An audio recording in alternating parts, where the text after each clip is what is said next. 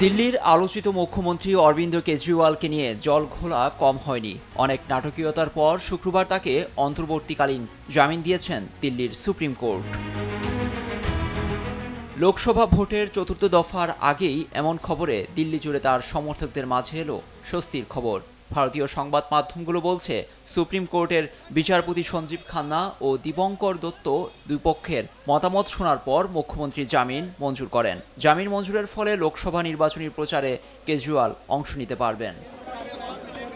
That order of interim release will be operable up till 2nd of June, that is during the election process, and there is no restriction on his campaigning. Supreme কোর্টের এই রায় আম আদমি পার্টিকে ভোটের মুখে নতুনভাবে উজ্জীবিত করে তুলেছে।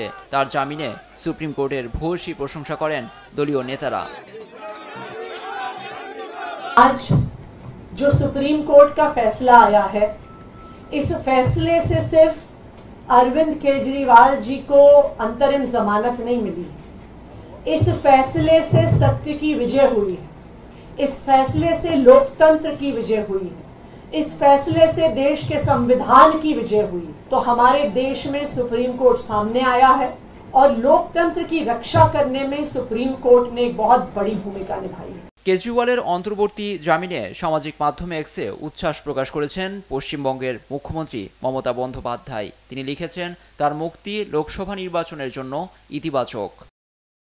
দুর্নীতি মামলায় গেল 21 মার্চ কেজরিওয়ালকে গ্রেফতার করে এনফোর্সমেন্ট ডিরেক্টরেট।